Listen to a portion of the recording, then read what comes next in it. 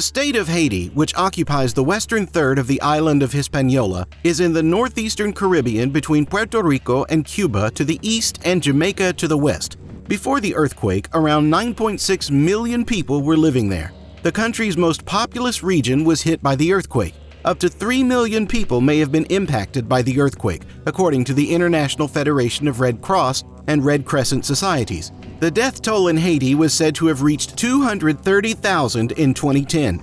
On January 12, 2011, the first anniversary of the earthquake, Haitian Prime Minister Jean-Max Bellerive announced that the death toll had increased from initial estimates to more than 316,000. In case you're wondering what we're referring to, it was the devastating Haiti earthquake in 2010. Keep watching to know more.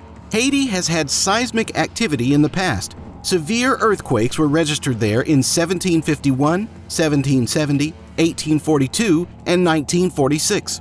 Hispaniola, an island shared by Haiti and the Dominican Republic, is largely situated between the North American and Caribbean tectonic plates.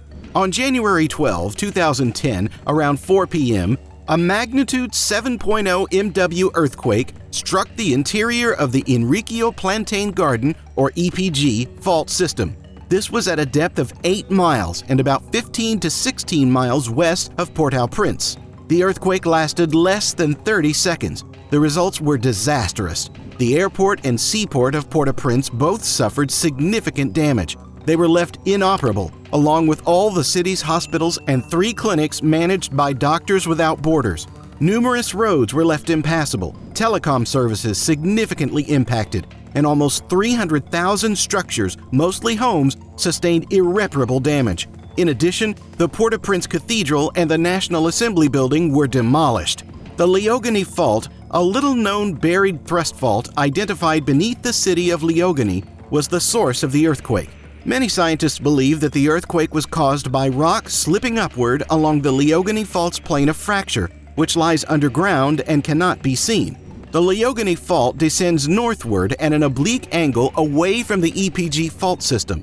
The earthquake's origin was close to the northern boundary, where the Caribbean tectonic plate is moving eastward relative to the Northern American plate at a rate of around 20 millimeters per year. Its location and focal mechanism suggested that the January 2010 earthquake was caused by a rupture of the Enriquillo Plantain Garden Fault, which had been locked for 250 years and accumulated stress. The strike-slip fault zone in the area had 2 branches in Haiti, the Septentrional Orient Fault in the north and the Enriquillo Plantain Garden Fault in the south. The quake impacted some 3 million people who were affected. This is nearly 1/3 of the country's total population. Over 1 million of these individuals ended up without housing immediately following the quake. The displaced were forced to live in makeshift towns made of salvaged materials and donated tents in the destroyed urban districts. Looting, which was restricted in the initial days after the earthquake, increased because of a lack of supplies and was made worse in the capital by the escape of thousands of prisoners from the destroyed jail.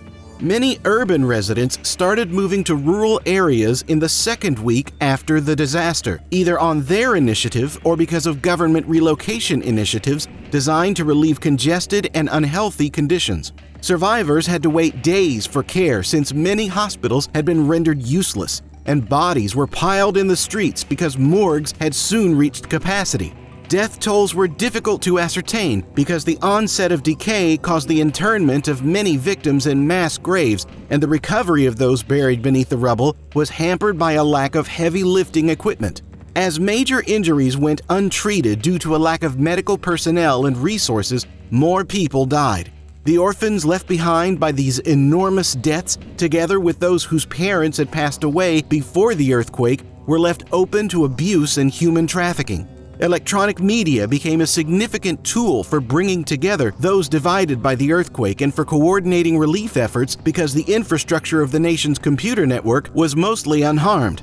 Social media became an essential tool to those trying to find out more about those still missing in the wake of the disaster.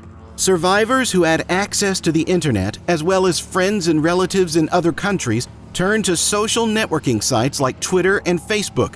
These sites' feeds let assistance agencies create maps of the damaged areas and decide where to focus their resources. Mobile text messaging allowed many Haitians without access to the internet to contribute updates.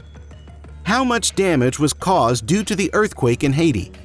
The critical infrastructure required to respond to the disaster was severely damaged or destroyed in Port-au-Prince and beyond.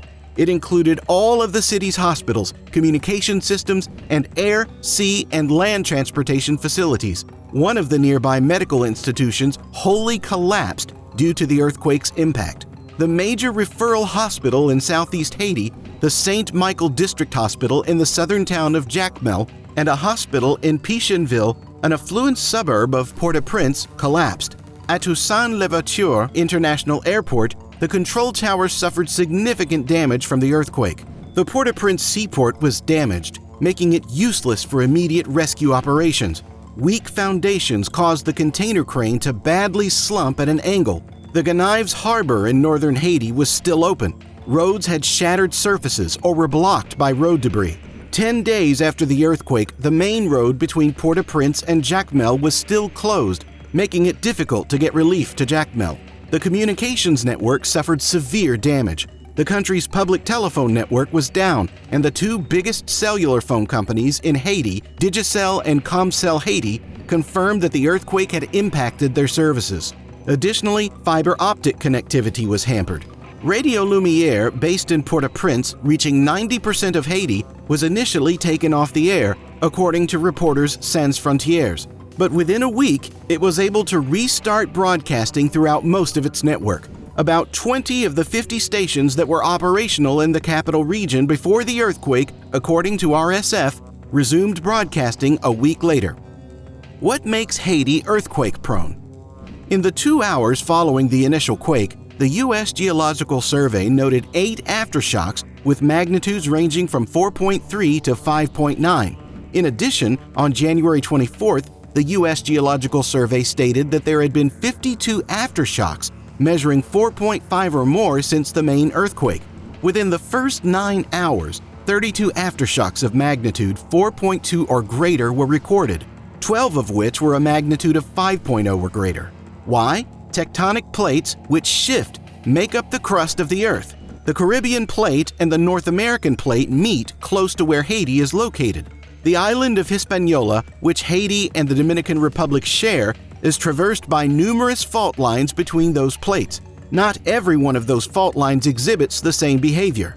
According to Rich Briggs, a research geologist at the Geologic Hazard Science Center of the U.S. Geological Survey, Hispaniola stands in a spot where plates shift from smashing together to sliding past one another. Why are Haitian earthquakes so destructive?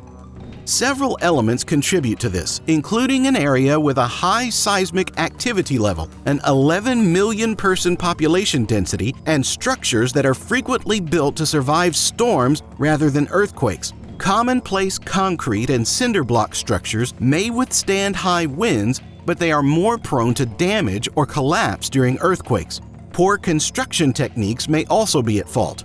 The 2010 earthquake, which was closer to Port-au-Prince's population, caused extensive damage.